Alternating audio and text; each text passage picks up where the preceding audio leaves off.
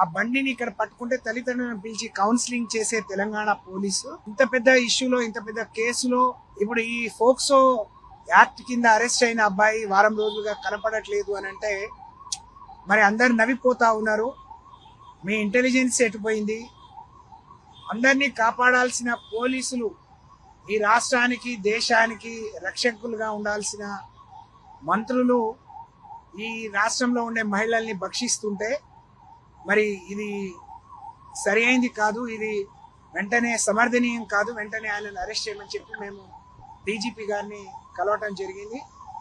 మా ప్రయత్నాలని గతంలో వాళ్ళకి అనేక ఒత్తిళ్లు, వారిని కలిసిన తర్వాత మాకు అర్థమైంది వాళ్ళ ఒత్తిళ్ల వల్ల మామూలు సెక్షన్ పెట్టారు, ఫోక్సోలోనే స్టేషన్ బెయిల్ వచ్చే సెక్షన్లు పెట్టారు.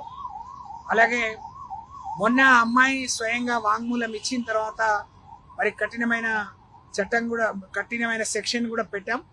త్వరలో ఈరోజు రేపట్లోనే పట్టుకుంటాం. ఇందాక 2 గంటలకు టైం ఇచ్చాం, రాలేదు కాబట్టి మేము ఇంకా ప్రయత్నంలో ఉన్నామని చెప్పి డీజీపీ గారు చెప్పడం జరిగింది. మేము విశ్వసిస్తున్నాం పోలీసు గౌరవం పెరగాలన్నా, పోలీసులకు, ఈ రాష్ట్ర ప్రజలకు పోలీసులపై నమ్మకం, విశ్వాసం కలగాలన్నా మరి ఈ పని మీరు ఎంత త్వరగా చేస్తే అంత మంచిది అని చెప్పి చెప్పడం జరిగింది. ఒకవైపు బేటీ బచావో అని అంటారు, బేటీ పడావో, కానీ ఇక్కడ బేటా భగావో లేకపోతే బేటా బచావో అనే కార్యక్రమంలో బీజేపీ నాయకులు ఉన్నారు.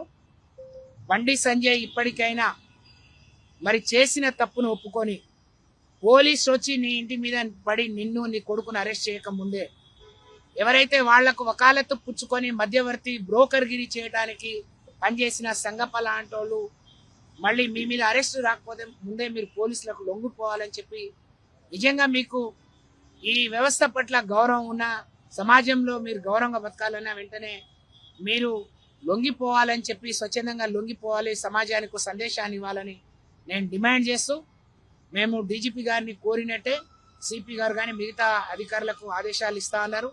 వెంటనే వాళ్ళని పట్టుకోవాలని, లేని పక్షంలో ఆ బాధితురాలికి న్యాయం జరిగే వరకు, మహిళలకు నమ్మకం, విశ్వాసం కలిగించే వరకు కేసీఆర్ గారి నాయకత్వంలో బీఆర్ఎస్ మహిళా నాయకురాలందరం రాజీ లేని పోరాటం చేస్తామని చెప్పి ఈ సందర్భంగా తెలియజేస్తా ఉన్నాం.